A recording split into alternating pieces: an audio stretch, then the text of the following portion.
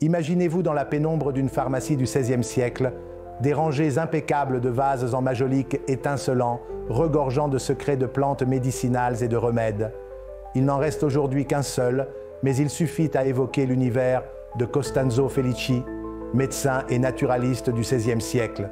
Ce vase, daté de 1569, s'exprime par le langage vivant de ses décorations en émaux colorés précieux, un pont entre l'art et la science qui nous transporte au cœur de la Renaissance.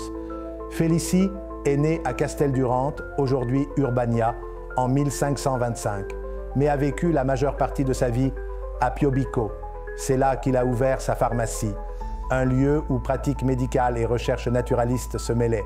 Il était plus qu'un simple médecin, il était botaniste, naturaliste, collectionneur et érudit, en contact avec les plus grands savants de son époque, comme Ulisse Aldrovandi.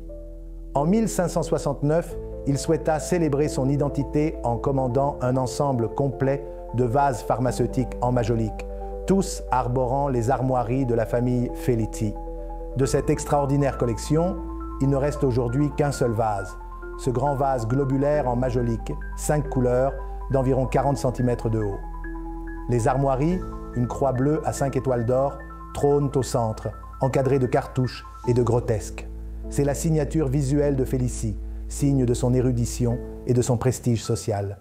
Imaginez-le manipulant ce vase dans son atelier de Piobico, stockant épices, sirops et herbes médicinales. La date de 1569 le situe à un moment crucial de sa vie, alors qu'il achevait certaines de ses études les plus novatrices. Le vase, reconnu et attribué à Simone da Colonello pour la première fois par le professeur Massimo Moretti en 2004, compte parmi les plus belles majoliques de Casteldurante.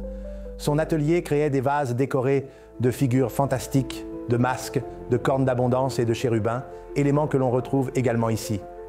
L'œuvre ressemble beaucoup à un vase signé par Simone et daté de 1562, aujourd'hui conservé au Musée international de la céramique de Faenza, et à un groupe de 8 vases conservés à Fermo.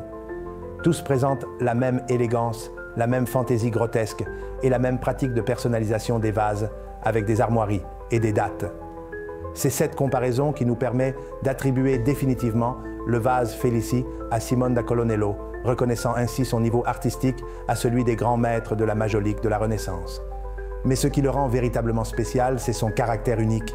C'est le seul témoignage subsistant du service de Felici, et donc le seul objet qui nous relie directement à son travail de médecin et d'apothicaire. Il ne s'agit pas seulement d'un objet d'art, mais d'un témoignage tangible de la vie quotidienne et de la science du XVIe siècle. Pour mieux comprendre l'importance culturelle de Felici et la portée de ses écrits sur la nutrition, tournons maintenant la parole au professeur Tommaso Lucchetti. Felici écrivit une longue lettre à Ulisse Aldrovandi, devenue fondamentale pour de nombreuses disciplines, non seulement la botanique et l'agronomie, mais aussi l'histoire de l'alimentation et l'anthropologie.